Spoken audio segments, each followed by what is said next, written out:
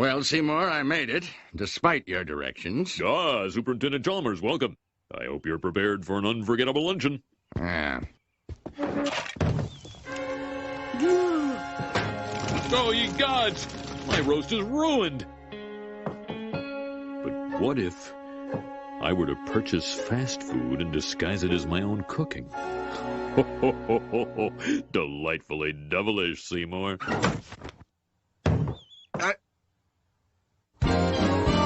Skinner, with his crazy explanations, the superintendent's gonna need his medication. When he hears Skinner's lame exaggerations, there'll be trouble in town tonight. Seymour!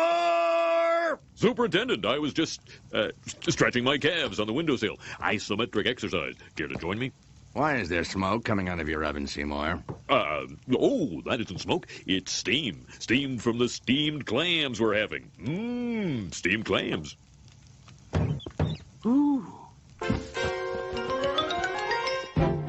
Superintendent, I hope you're ready for mouth-watering hamburgers. I thought we were having steamed clams. No, I said steamed hams. That's what I call hamburgers. You call hamburgers steamed hams? Yes, it's a regional dialect. Uh-huh. What region? Upstate New York? Really? Well, I'm from Utica, and I've never heard anyone use the phrase steamed hams. Oh, not in Utica. No, it's an Albany expression. I see. You know, these hamburgers are quite similar to the ones they have at Krusty Burger. Oh, no. Patented Skinner Burgers. Old family recipe. For steamed hams. Yes. Yes, and you call them steamed hams despite the fact they are obviously grilled. You know, one thing I should... Excuse me for 1 second. Of course. Oh, well, that was wonderful. Good time was had by all. I'm pooped. Yes, I should be. Good Lord, what is happening in there? Aurora Borealis? Aurora Borealis. At this time of year, at this time of day, in this part of the country, localized entirely within your kitchen. Yes.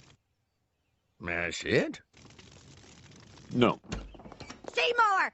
The house is on fire! No, Mother, it's just the Northern Lights. Well, Seymour, you are an odd fellow, but I must say, you steam a good ham. Help!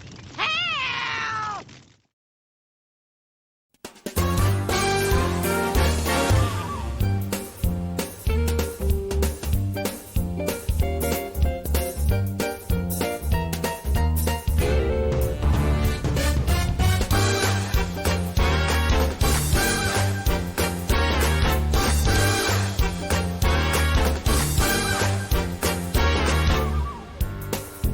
Ladies and gentlemen, now it's Too Late with Alan Mosley. Yeah! Woo! Aurora Borealis! Guys, welcome back to another episode of It's Too Late. I am your host, Alan Mosley, joined as always by the number one producer in late night. It's Dave Willimowski. Dave! Dave, how are you doing? Hey, I'm doing good. So excited to be here again. Starting to get all packed up for the big trip, for the big event. Oh, pretty excited about that. You must be talking about the 6th annual It's Too Late live show. Come to you Saturday, May 18th here in beautiful Columbia, Tennessee. I mean, I would say you should get your tickets, but I'm just exhausted from even... At this point, you're either coming if you're not, and if you are coming and you haven't got tickets, just find me at the and just give me $50. Just show up and say, hey, like you'll see me in the corner, the guy who's like looking at the Poncho's bill and like wiping the sweat from his brow. Just give that guy some money. He's deserved it. Help him out. Yeah. Starting off tonight's news, there will be no lovemaking in the City of Love as anti-sex beds have arrived in Paris, France for the 2024 Olympic Games. A movement to deter the participating athletes from engaging in promiscuous sex and orgies. Wow. That's right. They're giving them twin-sized beds that are all made with 100% recyclable lightweight cardboard in order to make intercourse more difficult. Wow. You know, with these changes, the athletes have now joined watchers around the world in not caring at all about the Olympics. I don't care. I You know? kind of like it. No, you don't. Don't lie to me. Yeah, you're taking off work that week to watch the Olympics. Yeah, don't lie to me. In celebrity news, Jeff Goldblum made headlines this week when the actor announced that he would not be leaving an inheritance to his two sons, 8-year-old Charlie and 6-year-old River, saying that the two kids would have to provide for themselves. And he said, and I quote, "You've got to row your own boat." You know, if it isn't bad enough that he named one of his kids River, then he told him he has to learn to row his own boat. Yeah. And of course, as you may recall, last week here on the show, we celebrated National Teacher Appreciation Week. But hey, move over, overrepresented rapists, because now it's time, that's right, for National Police Week. That's right, folk. So this week, you know, instead of saying 40% of cops beat their wives, maybe try instead saying 60% of cops don't beat their wives. Hey, good for them. Let's get those numbers up a little bit, though. You know, cops often get accused of being racist, but how can that be true when their wives' eyes are black? Also, in world news tonight, the United Nations reports that more UN aid workers have died in Gaza as a result of strikes by the Israeli Defense Forces. Check out this tweet right here from UN Secretary General Antonio Guterres, who said, quote, "Today, a UN vehicle was struck in Gaza, killing one of our colleagues and injuring another. More than 190 UN staff have been killed in Gaza. Humanitarian workers must be protected. I condemn all attacks on UN personnel and reiterate my urgent appeal for an immediate humanitarian ceasefire and the release of all hostages."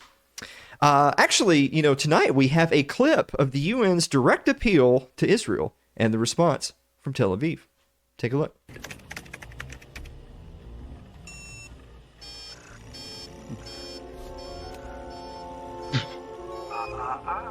didn't say the magic word. Please! God damn it!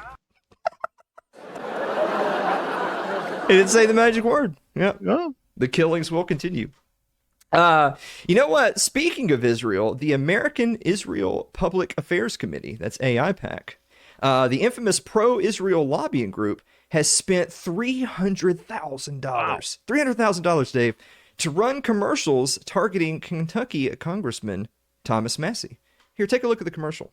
Israel, the Holy Land, under attack by Iran, Hamas, Hezbollah, and Congressman Tom Massie. Republicans are trying to help Israel. What? One Republican is standing in the way. It's Kentucky's Tom Massie. 15 times in April, Massie was the only Republican voting with anti-Israel radicals. Massie's votes, helpful for Iran, harmful to Israel. Everyone who cares about the Holy Land needs to know Tom Massie is hostile to Israel. United Democracy Project is responsible for the content of this advertising. Wait, I'm sorry, hold on. let me read that line again. Israel is under attack by Iran, Hamas, Hezbollah, and Congressman Tom Massie. they make it sound like he's over there laying siege. It's pretty. Yeah, wow. 15 times in April alone, they tried to give your hard-earned tax dollars to Israel, with Massie being the lone Republican no vote.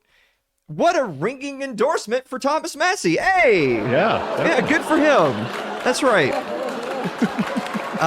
Boy, speaking of a ringing endorsement, let me tell you about tonight's sponsor, which is Fox & Sons Coffee, which you can find at foxandsons.com. Oh, Steve's going to be there. Steve's going to be... Yeah, I need to get some more coffee. That'll be perfect. You'll be able to get coffee this weekend from Steve Fox.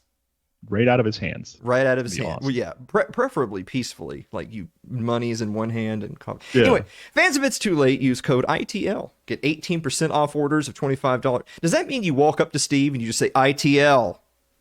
Oh, do you still get the...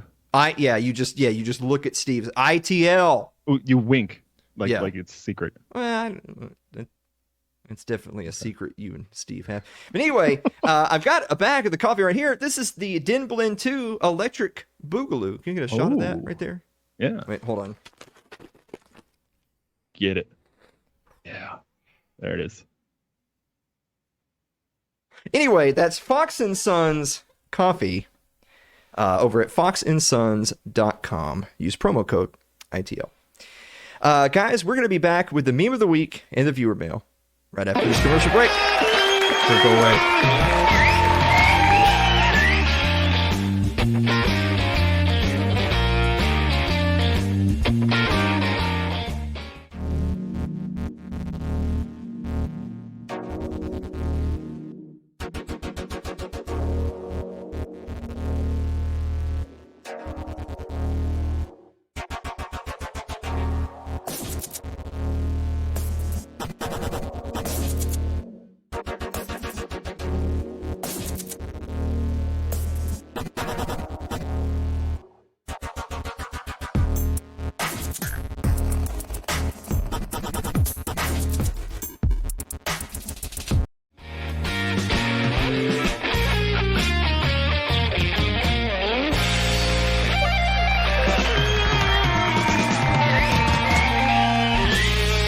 Welcome back to the show, everybody. Hey, Dave.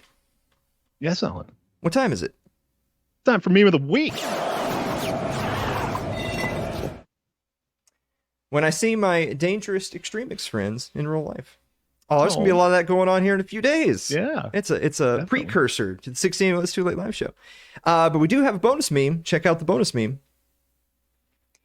Oh, this is also a precursor to this weekend for people traveling. Your cleaning fee is $200, says Airbnb. Okay, but if you're charging for a cleaning fee, then I'm not going to clean. Oh, they hate that. Yeah.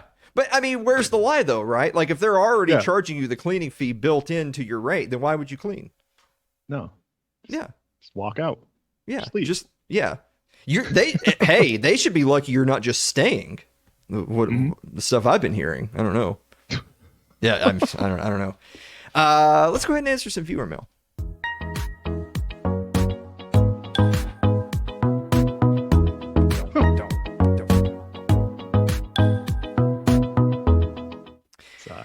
Celeste Annis writes, Dear Alan and Dave, what animal are you most looking forward to seeing at the event? Yeah, we're going to a petting zoo. Going to be some animals. There, oddly enough, we are. Yeah, so I think the baby kangaroo. The little, the little swaddling clothes, you got a little baby kangaroo. But I mean, you got to do that now as opposed to a few years from now when it's 6 feet tall and it just beats you to death. Yeah. You're picking that up. Yeah. What about you, Dave? Which animal are you excited for? Oh, I'm going to pet that llama. Oh, you're going to get him? I'm going to get him. Give him a pet. That is true. I told Blake that our VIP ticket holders get to get in the pen with the llama and see who's faster. So you better stretch your calves. That's all I'm saying. I want to pull a hammy. Okay. All right.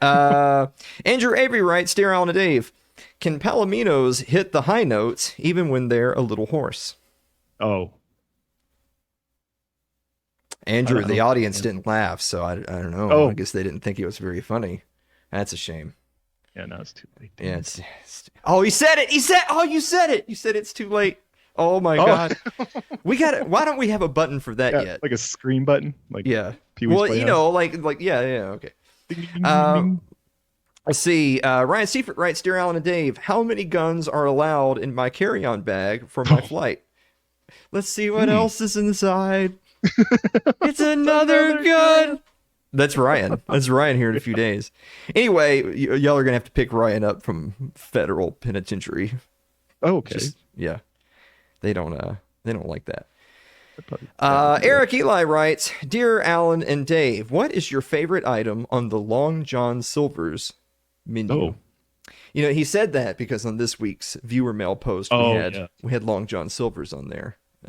So I think a better question is, what's the last time that you ate at a Long John Silver's?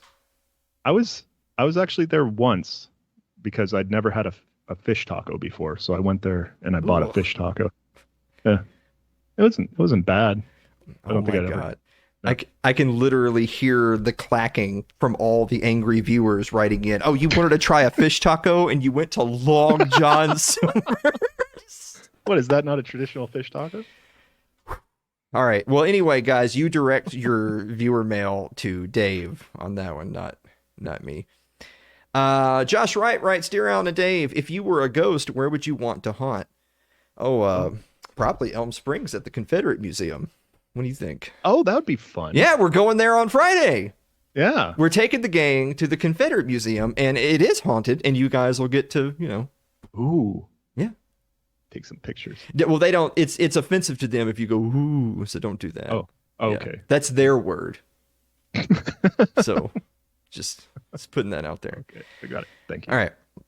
Aaron Kentner writes, Dear Alan and Dave, how many pit stops are acceptable on a 10-hour road trip? Well, Aaron, I think it depends a lot on whether you're like you by yourself or, like in your case, you're going to have a car full of people, like in the kids and everything. So you're going to probably take more than one or two, I'd imagine. Yeah, I'd rather not, but yeah. Yeah. How many do you think you're going to wind up with? What's the over-under? Yeah. I'm going to say 5. 5. Okay. So over 5 is a bad trip. Under 5 is a good trip. I guess acceptable. Yeah. Okay. All right. Well, we'll see how acceptable your trip was here in a couple of days. Let's see. Keith, we already talked about the Northern Lights. We're done with that. Gary Deister writes, Dear Alan and Dave, what is the greater threat to human race, artificial intelligence, or people believe their vote actually matters? Well, the people who think their vote matters have been around for a long time, and we're still kicking. Human race still exists. Now AI, on the other hand, I've seen some Terminator movies. Yeah. And I think we're heading in the wrong direction. Yeah. So I'm going to say AI. What do you think? Yeah, I mean, up to a few years ago, I would have said the voter, but AI, they got the fingers right now, and that happened real fast. So who knows what's going to be the next couple years? Yeah. And finally this evening, Mary Lynn Willimowski writes, Dear Alan and Dave. What were some of the music albums you owned as a kid? Dave, what's a music album you owned as a kid? I think the first one I got was DC Talk because my dad bought my boombox and he wanted me to listen to some good Christian rock, I guess. So he gave me DC Talk. And I think the first one I bought was Check Your Head by the Beastie Boys. Pretty much stayed in that kind of area. Yeah. I had like Eagles' Greatest Hits and Lenny Kravitz's Greatest Hits and Queen Greatest Hits and John Mayer Room for Squares. And those 4 were on rotate like my junior and senior year of high school. Yeah, I can see that. Yeah. So, I mean, it's fairly rounded kind of music. Yeah. Like there's no like rap or death metal in there, but. No. Who needs that? Yeah. Who needs that? I don't know. Anyway, guys, we're going to be back with tonight's guest, Bryan Caplan, to talk about Build, Baby, Build. How the science and ethics of housing deregulation. Right after this commercial break. Don't go away.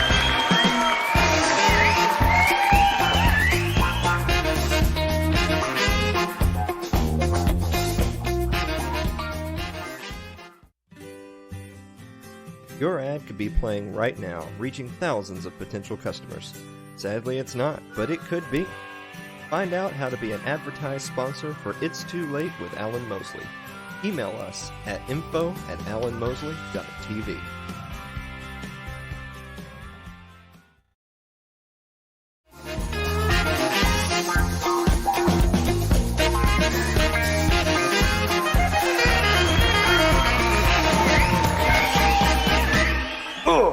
Welcome back to the show, everybody. Our guest this evening is an economics professor at George Mason University, a New York Times bestseller, author of several books, including The Myth of the Rational Voter, Open Borders, and my personal favorite, The Case Against Education.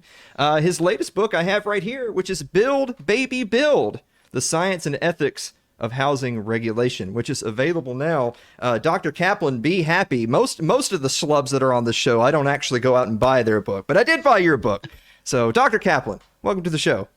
Thanks very much, and I appreciate the actual purchase of a book. Very nice. Well, it's beautiful because with the graphic novel, with all the beautiful pictures and the comic strips, that's easier for smooth brain people like me to understand. But before we get into the book, because there's gonna be plenty of time for that, I follow you on social media, and I got to ask you, I'm worried about you. I keep on hearing about putting tenure to good use. Are you getting yourself into trouble, Bryan? Well, so far so good. I am taking chances I wouldn't take if I didn't have tenure. The main thing is that my university, George Mason University, has decided to impose a mandatory 2-course brainwashing requirement on the whole freshman body.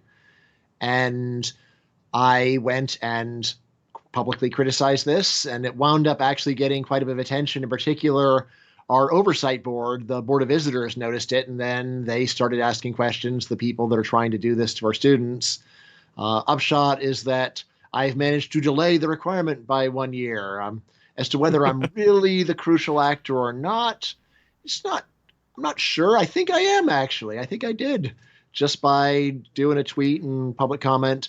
Basically what happened is it was already a done deal, and then the people who were behind this had the poor sense to have one last public comments phase, and then I put in a public comment saying that this is a mandatory brainwashing requirement, and then I put it on Twitter, and then actually there was a George Mason student that reported me to our DEI office. Oh, wonderful. And then I went and said, hey, I'm getting reported to our DEI office. To be fair, the student said, I am not filing an official harassment complaint at this time. All right, good. Thanks. And also our DEI office didn't make any comment. Well, that's the thing about still, harassment. I do have a bet with someone, and this person, the bet is, will I be treated very unfairly by my university in my own judgment in the next few years? And I'm betting no, and the other guy is betting yes, and he's letting me adjudicate whether I've won the bet or not. But so far, so good. Well, I know that you have a history of doing that. You do these bets, and my understanding is, I imagine you don't have a lot of people take you up on the bets because you're only betting on things that you feel pretty confident about. Yeah, that's true. A couple times I've done bets where someone said they were really confident, and I said, fine, give me odds. Normally, no one will give you odds, but I have gotten odds on a few things, and the very fact I really want to negotiate for odds is a sign maybe I'm not so confident. Well, speaking of being a trailblazer such as you are, of course, Build Baby Build, which I showed everybody at the front, the Science and Ethics of Housing Regulation. It's done in the art style of the sort of graphic novel, which is been excellently done, by the way. Thank you very much. And which is the second one. So Open Borders, which I believe was also a pretty big hit, was done similarly. New York Times bestseller. Well, there you go. Absolutely.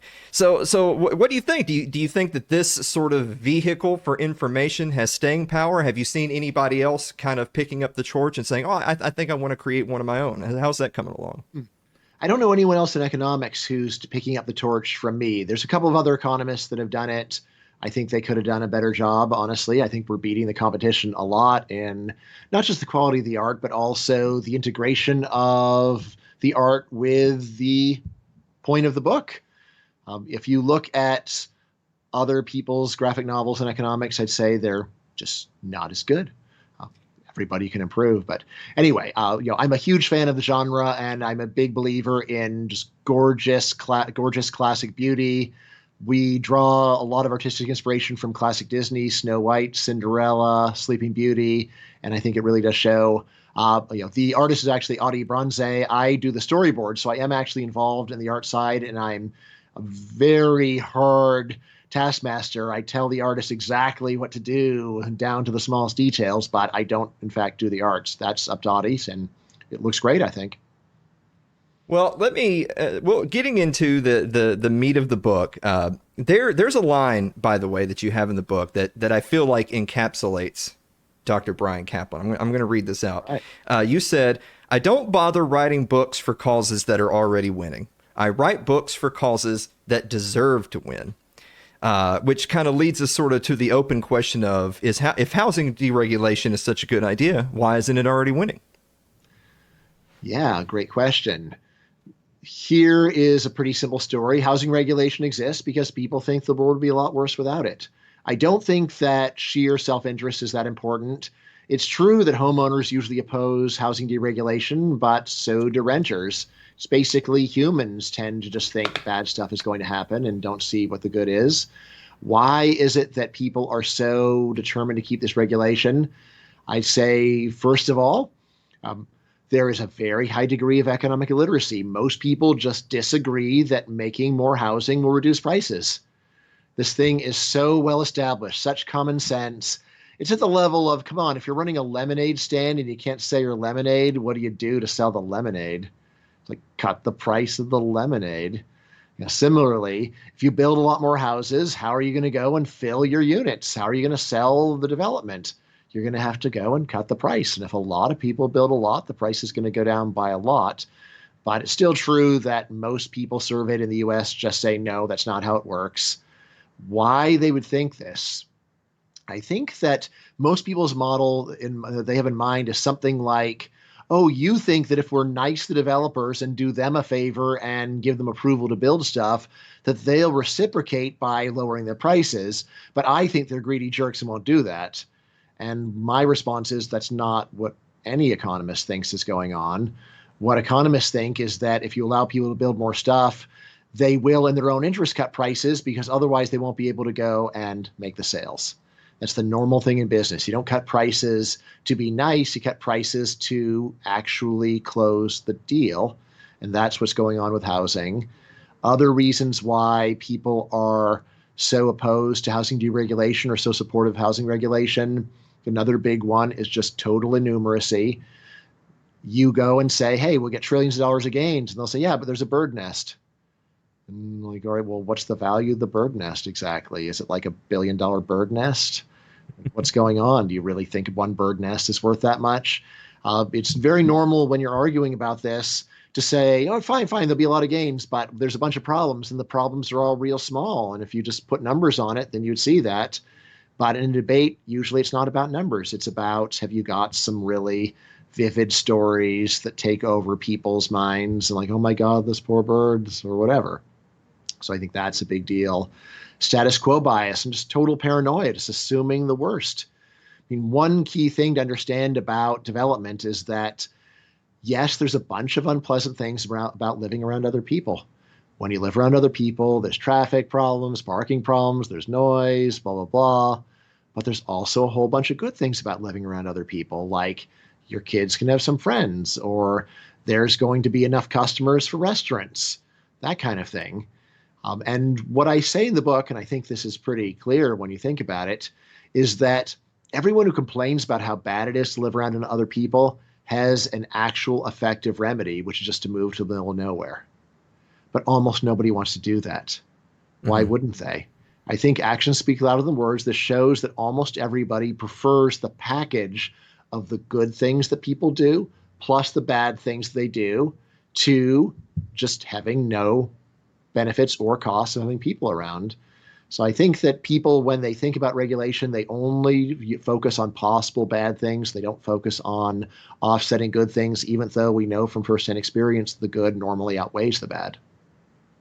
Well, it's funny enough. As I was listening to you just now, and also as I was reading the book, there were parts of the book that I thought to myself, it can't be a coincidence that the guy that wrote this book also wrote the book, The Myth of the Rational Voter, because there's flavors of that logic in there. And then, sure enough, of course, I turn the page and you do cite yourself. In that, but I want to pose. Who won't cite yourself? Who will, man? Well, exactly. Well, that's doubly true for me. But I want to pitch to you a particular example that's very close to home, and I actually put this in my email to you. So I live in Murray County, a couple of counties south of Davidson, where Nashville, Tennessee is. So Columbia is not quite the smallest of small towns as it once was, but it's comparatively to a major city like Nashville, it's very small. The median income in Murray County is still only $37,000. Household is like $60,000. And yet, in all the new developments, because there is an abundance of land here, in all the new developments, they're all, as they're politely called, McMansions. It's, houses in the 300s, houses in the 400s, houses in the 500s. And of course, we know that, well, logically, the median income Murray County and can't possibly afford to live in those houses. So what's going on there? So probably, first of all, is that there's a lot of possible homeowners that are fleeing from worse regulation up in the area of Nashville. So they're going to go to an area with less regulation. They got a lot of money to spend. They want to have a nice place. I think it's also quite likely, actually, that there are some regulations right in your own town that are making it more profitable to go and build a smaller number of larger homes. Again, I don't know the exact regulations in your town, but almost everywhere has a minimum lot size saying that you need to use at least a certain amount of land for every house. And if you tell builders you have to put an acre of land for every house, then yeah, it's like, well, if it's an acre of land, that's a lot of expensive land. I'm going to go and only put a big house here and try to draw some richer people here. If you can go and put a larger number of homes per acre, then you're generally going to be going and putting smaller homes, which in turn means that they're going to be lower prices. I thought you were going to ask, what does this do for the people that are already here? And the important thing to remember is that anytime you're increasing the supply of housing, you are actually going and making other homes that already exist more affordable just by the competition. Sure. Well, I'm recalling Jeff Deist, who used to be the president of the Mises Institute.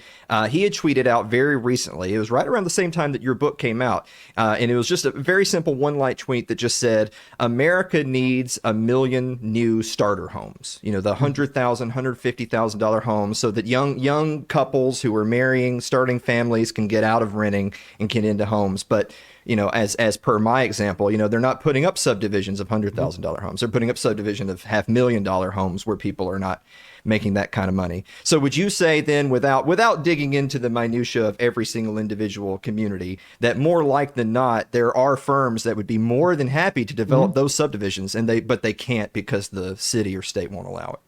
Yeah, I mean, of course, it does depend upon the exact area you're in. I don't think the Beverly Hills is going to have $150,000 homes, but there are a lot of ways technologically to go and make homes much more cheaply. And as we know from just going through a Walmart, there are always businesses happy to go and make cheap stuff. There are products for every budget. It's just a question of the regulations do the regulations allow it to be profitable? Especially, of course, if you have already really strangled off housing supply, then you're going to start by going and selling to the customers that have the highest incomes. But even that is important to remember. All housing markets are connected. So it's not like building those homes that are luxury or not is not actually expanding housing affordability for people that would never live there. So always remember, when you build a mansion and a rich person moves in, well, where did the rich person used to live, and who's going to live in their place? Well, it's probably going to be someone who isn't as rich as the rich person that's going to move in, and who's going to move into the house of that person, and who will move into the house of that person. The analogy that I use in the book is reverse musical chairs. The regular game of musical chairs, you take chairs away. The game reverse musical chairs, you keep adding them. When you add more and more chairs, it's still likely that the fastest players are going to get the best chairs. But if you add enough chairs, then there's going to be seats for everybody. So yeah, if you can just let's go and add as many chairs as we can. Let's get government out of the way so that people can build stuff. Then, 150,000 does sound just lower than I think is believable for modern U.S., at least after all the inflation in the last few years. But what I do say in the book is that it's totally reasonable that the average U.S. housing price would fall by 50% if you really did serious deregulation. Well, there's so many examples in your book that it's one of those things where when you see it, you can't unsee it. Not even a quarter mile from where I sit at this desk right now, there is in fact a relatively new development, but someone has put a political ad on a billboard right at this development that says no more development on this road. I think it's Tom Osborne Road. Our community can't handle it, which makes me think of the NIMBY. What is a NIMBY? Well, it stands for Not in My Backyard. It's not something that anyone is likely to call themselves. It's a term of abuse, honestly. But it is someone saying, look, it's fine for this thing to exist, but I don't want it anywhere near me. And the implicit criticism is, well, if everybody says that, then it just won't happen. If everybody says there can't be a nuclear plant within 50 miles of me, then I guess we're not going to have nuclear power, because there's always somebody within 50 miles, whatever you want to do. This is contrasted with YIMBY, Yes in My Backyard, which a lot of people do own as their favorite label. And it's basically the reverse idea of it's totally fine and I'm supportive of this. There's a bit of an ambiguity. Are you supportive of it as an act of philanthropy where I'm going to just try to be a really decent guy and not complain when people build more stuff?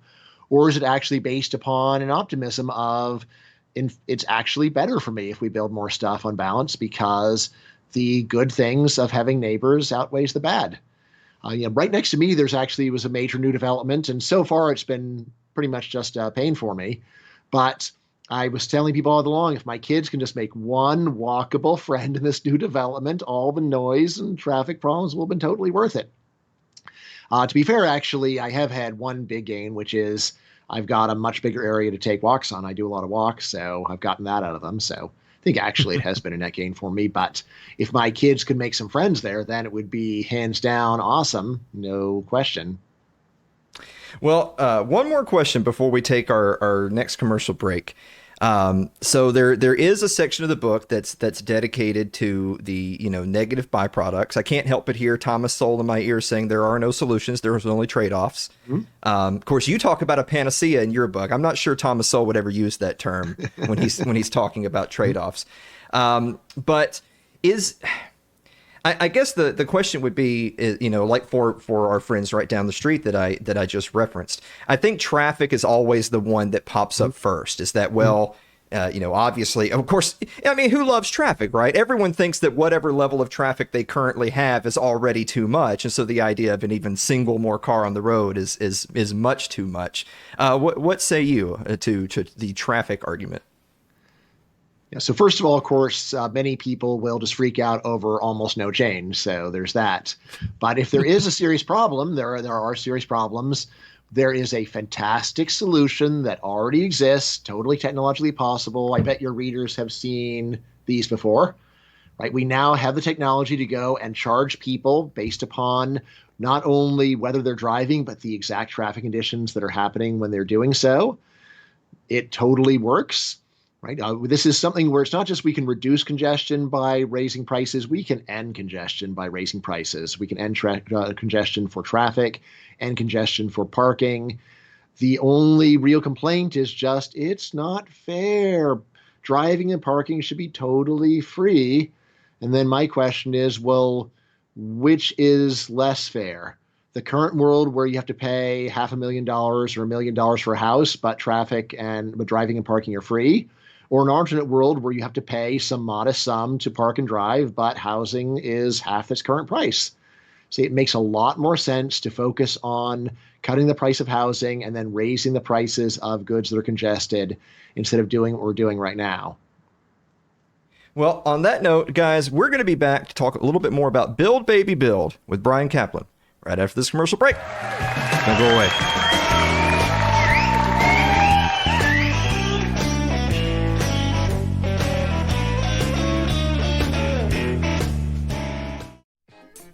It's Too Late is proudly sponsored by Fox & Sons Coffee. Fans of It's Too Late use code ITL to receive 18% off orders of $25 or more. Shipping's always free on orders over $37.99. Visit them online at foxinsons.com. That's foxinsons.com.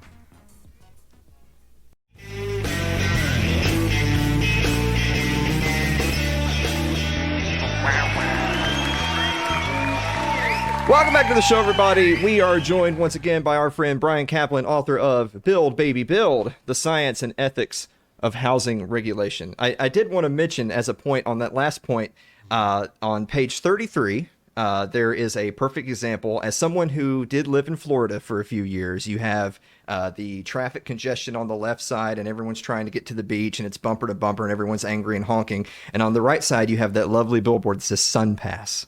And of course, there's only a handful of cars, and it's 20 minutes to the beach, kids. And I can tell you, as someone who lived in the area, for all the folks who say, "Oh, well, I just disagree with the concept of toll roads. If I travel to Florida or if I move to Florida, there's no way they're going to charge me for that." You are lying. I lived in Florida for a few years, and I will admit, as someone from a podunk southern town, I thought, well, I don't want to pay $1 or $2 here and there to take a toll road. Tell you what, after you've been on I-4 a few times, you realize actually I will in fact pay for a toll road because I'm actually saving money, right? I mean, so in our area, generally we've got toll lanes right next to free lanes, and it always amazes me when you see $100,000 cars stuck in traffic in the free lane. Getting paid like $3 an hour in order to sit in traffic, which is one of the worst jobs known to man.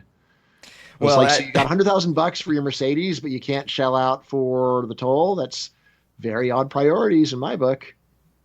Well, it's funny that you mentioned that, Brian, because in my part of the world, in southern Middle Tennessee, you would be surprised how many people you will see driving six-figure, Teslas or Maseratis or what have you up hills to their mansions out in the Tennessee hills, but they're driving up a muddy, unpaved driveway. So they bought the multi-million-dollar home and the $100,000 car, but they won't pave their driveway. That's just there's the rational voters for you right there. So all right, so just the term deregulation, because you talk a little bit about this in the book, is that that tends to be a scary term for some people, right? But I'm reminded of the phrase, there's the stupid party and the evil party, and sometimes they get together to do something both stupid and evil, and it's bipartisanship. So politically speaking, would you say that this is one of these bipartisanship issues where even both on the left and right have sort of failed with the housing market? Yeah, that's a really good question. Here's what I think is the best story. The actual conscious advocates of making it easier to build tend to be left-wing progressives in very regulated cities. So places like Manhattan or San Francisco, out of people who call themselves YIMBYs with a Y, seems like to me probably 3/4 are actually left-wing voting for Democrats. So on the one hand, the intellectual energy to go and deregulate is in the modern United States with the left. But if you want to go and see where in the U.S. do we have the best housing regulation, namely the least, and actually that's almost all in very Republican states. So you go to Texas or a place like that. What's interesting to me is, having spent a lot of time in Texas, it's not like Texans go around saying, oh, we're the best. We're unlike those stupid Californians. We allow our housing sector to go and flourish. We don't go and strangle with regulation. That's why we enjoy good, cheap housing. Instead, they just take it for granted. So that's sort of the partisan breakdown. It is true that both parties are likely to favor regulation in general, but the areas of lightest regulation are generally Republican areas. The areas where they're reducing regulation are usually Democratic areas, but they're reducing it to something that is nowhere near how good it is in the lowest regulation areas, which are places like Texas. Well, I'm reminded of I believe it was Scott Horton that oftentimes talk about that if you're talking to a left-wing audience, attack them from the left. If you're talking to a right-wing audience, attack them from the right. And you actually do that fantastically well in the book as well. So let's say I'm waving a magic wand and you're now giving a talk in front of a overwhelmingly progressive audience and left-wing politicians. How are you selling that audience on deregulation? Yeah, well, I start off with, you've got to buy the story about lower prices. If you don't buy that, then nothing else works. But assuming that I've got them on board for that, then say, well, first of all, this is a great way to go and make the average American better off. It reduces the cost of living for the average American, raises their standard of living, and it's especially good for people of lower income, because lower income people spend a larger share of their income on housing. Housing's a necessity. The whole idea of a necessity is that the richer you are, the less of your income, the less of an income share you're spending on it. So we can get inequality down by deregulation. We can get social mobility up. A lot of the reason why people don't move to high-wage areas right now is because the extra housing cost eats up the whole wage gain. 'Twas not always so. In the 1950s and 60s, people all over the U.S. moved to California where they could get higher pay, better weather, and without having to pay a lot extra for housing. Now, if you want to move to a nice part of the country, you've got to pay through the nose because it's been so hard for industry to go and build housing, keep up with rising demand. Let's see. Talk about the environmental benefits. So this is one where economists Ed Glazer and Matt Kahn have just gone through the math of carbon emissions, and here's what the arithmetic says. First of all, the best places in the world to go, and best places in the country for people to build housing is in California because it's got great weather. Great weather means that you're not using much in the way of heating or air conditioning, which means that you have a smaller carbon footprint. What does California actually do? Strictly regulate housing so people leave the state and live someplace else where they're going to go and pollute more. It's a crazy thing to do. It's like, I don't want the planet harmed here. It's like, well, then it's going to be harmed more elsewhere. So it'd be better to go and let people build freely in California. They also make the point that cities are greener than suburbs, and also new developments are greener than old ones because even though new developments are bigger, the insulation and the materials are so much better that, again, the carbon footprint is lower. So that's another reason to go and support it.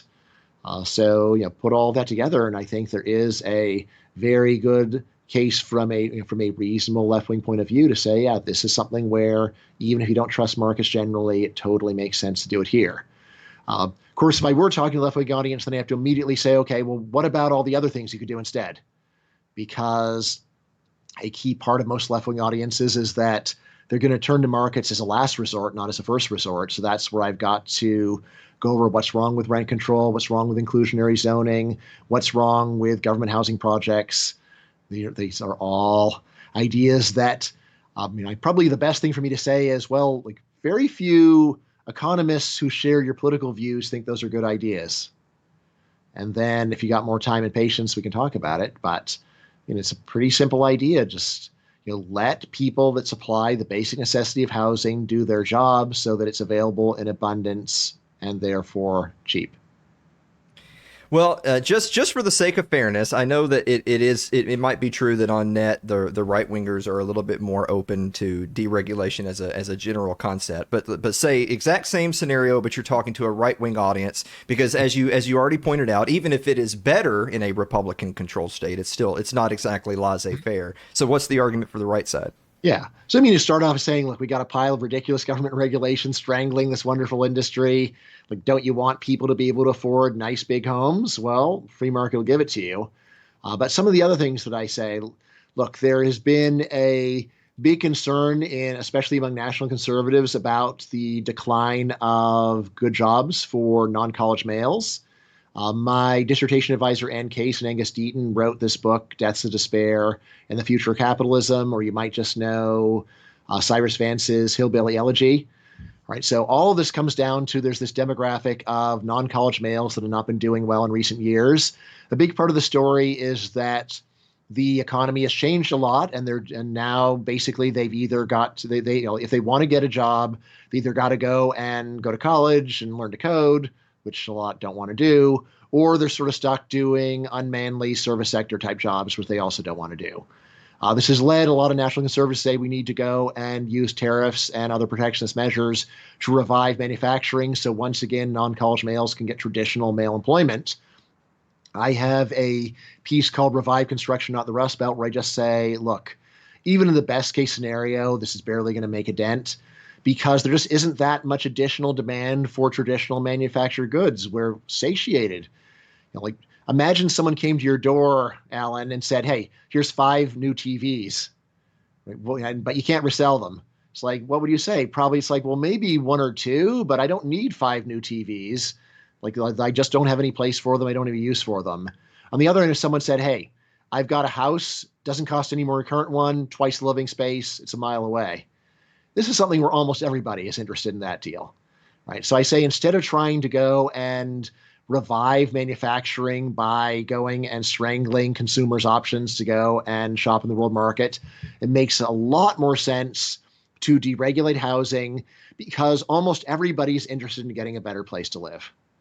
Whereas people are now pretty satisfied with their manufactured goods. We've just gotten so productive at making them that there isn't that much more of a desire to go and expand how many people are going to buy, but there's a lot of room to expand the size of the housing sector, right? And even if you love your house, well, how about a second house? Why not? Right. So this is another thing. I think we've got a really good remedy for the problems that national conservatives have been talking about. Protectionism is not a good route. Deregulation of housing makes way more sense, right? And obviously, a lot of those construction workers can wind up living in the very homes that they make. So that's nice too. I also talk about the effect of deregulation on fertility. A lot of people have a lot of skepticism of this, but I think it's really pretty simple. First of all, one of the biggest reasons why people keep living with their parents is they can't afford their own place. Pretty obviously. And around the world, this is true. Secondly, as long as you're living with your parents, you're probably not going to get married. Also pretty obvious. Third of all, even if you do get married living with your parents, you're probably not going to want to have kids as long as you live with your parents. All right, so take all this and say, seems like the easiest way to go and get fertility back up is to deregulate housing and get prices down so that people move out of their parents' houses sooner. I'm not saying that this is the only reason why fertility rates are down. There's a lot of reasons, but it's a totally practical thing that we could do instead. Well, to sort of kind of put a bow on this, it seems like one of the issues that you're combating is that the general public sometimes gets caught up in this really black and white, all or nothing mentality, right? Mm-hmm. So we either have to have the mountainous bureaucratic state exactly the way it exists, because if we didn't, all hell would break loose, or we have to deregulate entirely overnight and then all hell will break loose. Mm-hmm. But of course, as we know, don't let the perfect be the enemy of the good. Mm-hmm. So in Chapter 6, you talk about keyhole policies. What's a keyhole policy? Yeah, keyhole policy is where you really listen to people that are worried about what will happen if you deregulate, and you realize you're not going to change their minds about the problem. Then you try to come up with a creative way of handling the problem with little or no regulation. Right? For example, right, if people are worried about, say, I don't want you building skyscrapers because it's going to go and block light. It's like, all right, how about instead of having years of public hearings, we just go and have a fee for building a building of a certain height and size, and then you pay that, and then you can move on, and that's the solution, right? And this is something where for almost any complaint, you can think about what really is the complaint. I mean, like the easiest ones, of course, are let people build whatever they want and then raise the price of parking and driving during peak times so that we don't have traffic problems. That's definitely my favorite keyhole solution. It's one where we still have government owning the streets. They're still owning the roads. It's nothing crazy. It's just taking advantage of modern technology. It makes it super convenient to collect tolls to do it, right? And again, if there's any doubt, would people actually change their behavior in response to price? Well, let's see, you can just come and walk 5 minutes from my house where there's a bridge over a road where it's got 6 free lanes and 4 toll lanes. The 4 toll lanes never have congestion. Right? I'm not just going to say never, right? Because they raise the price so that if congestion was going to happen, it doesn't happen. On the other hand, in the free lanes, there's congestion all the time. It's really pretty clear. Sometimes I take people there and say, just look at the economics. Of course, there's no reason for there to be congestion. There's no reason why roads have to look like parking lots. It's just a matter of stubbornly refusing to go and charge a higher price during peak times, which obviously doesn't mean that nobody ever gets to use the road or the price is always high. It just means that you're going to need to go and adjust your time in response to the incentives, which is one of the great things about the use of prices, is that it gives people a reason to think about the effects of their behavior on other people. I just want to make sure that we're nailing the point, because I've already heard you talk about this before too, that you're not above the idea that there are potential other negative externalities that you haven't thought of today, but you're more making the point that even if we had a groundswell of support for this movement right now to deregulate, it would still take we're not talking about weeks or months, we're talking about years or decades, and so maybe we would be able to take the good with the bad and stave off the bad. Yeah, I mean that's it's totally true that my powers of persuasion are nowhere near good enough to turn 100 years of U.S. housing policy around today or with one book. If you were just to push me and say, yeah, but what if, Bryan? What if? Yeah, my honest view is that we should just rip up the laws right here, right now, go as far as we can. And then, won't there be some problems? Yeah, there'll be some problems, but the problems we'll cause will be a lot worse than the problems we got. So it's better just to go full speed ahead, and then let the free market take care of it as best it can. I'm also very eager to say, yes, there are negative things about construction. There's also positive things. What gets discussed in all of the town planning meetings is only the negatives. Almost no one ever even brings up the positives. If you calm down, step back, you'll see, wow, there's a lot of positives of construction. And though you may be worried about what will happen if they go and build this new thing, you should be also thinking, what good could happen? And the honest answer is, yeah, a lot of good stuff can happen and has happened in the past and will happen in the future.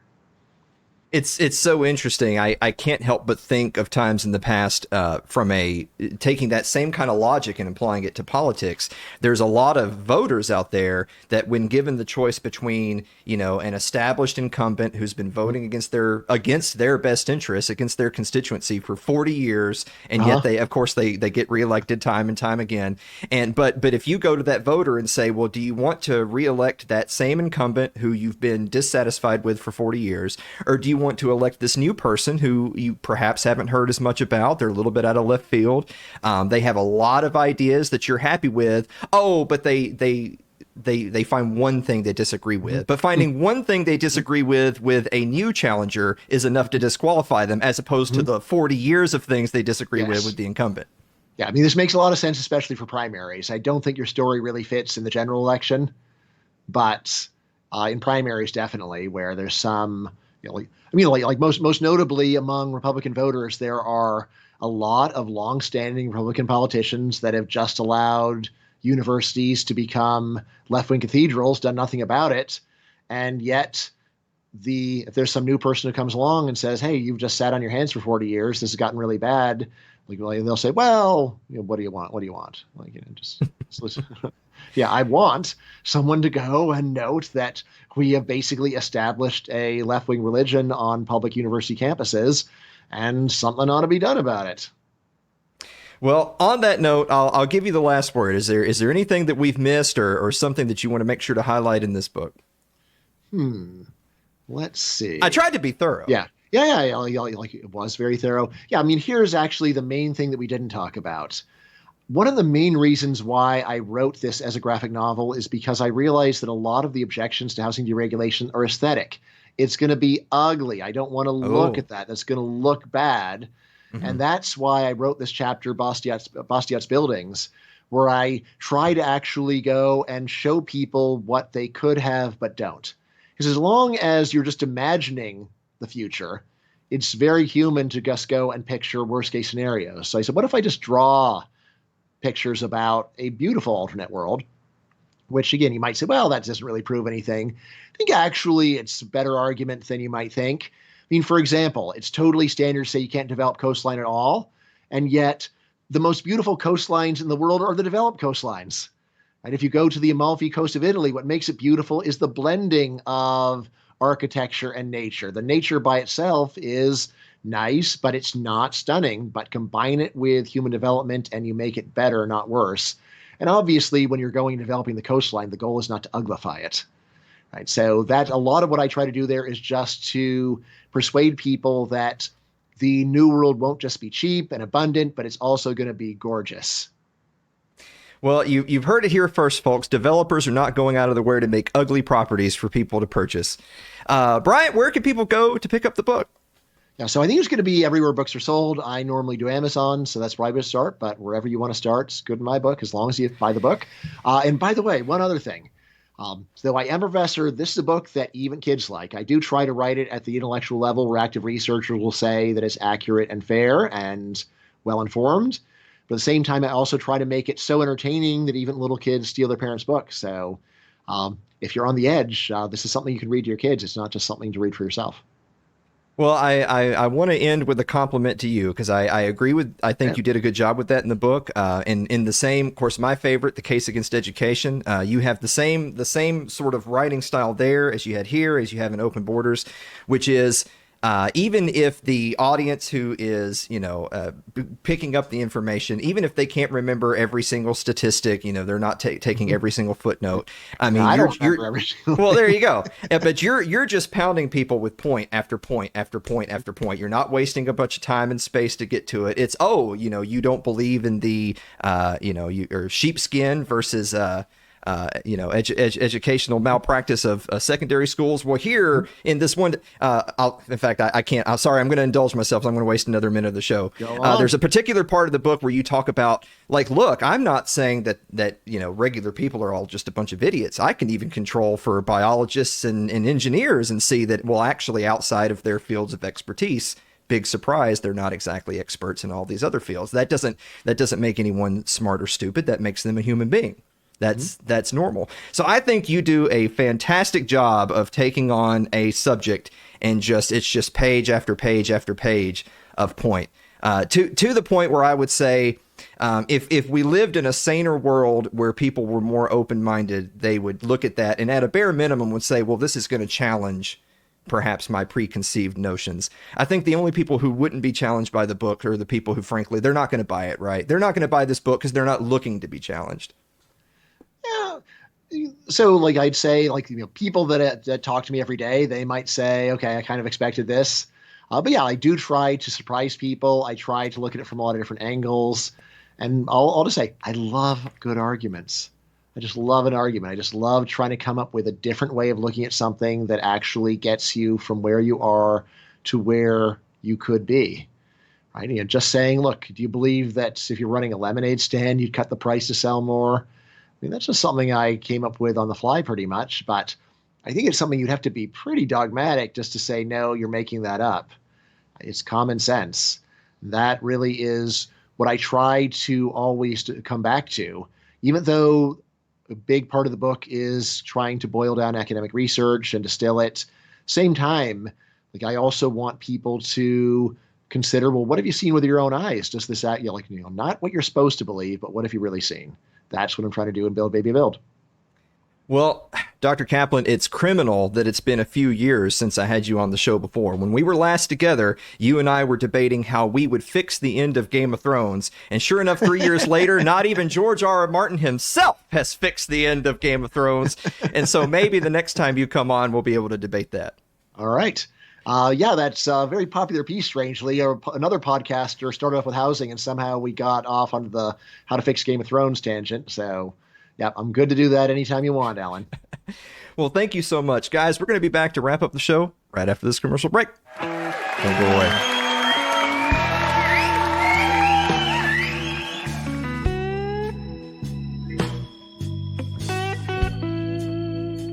If you're enjoying tonight's show, consider supporting the program by becoming a member of our Patreon. That's over at patreon.com/Alan Mosley.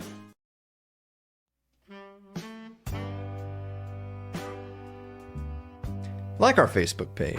It's facebook.com/Alan Mosley TV. You can follow me on Twitter. Twitter.com/Alan Mosley TV. Subscribe to our YouTube page. It's youtube.com/Alan Mosley TV. But if you're more of a listener than a watcher, you can get us on your favorite podcasting platform of choice thanks to Spotify. It's Too Late with Alan Mosley or Alan Mosley TV.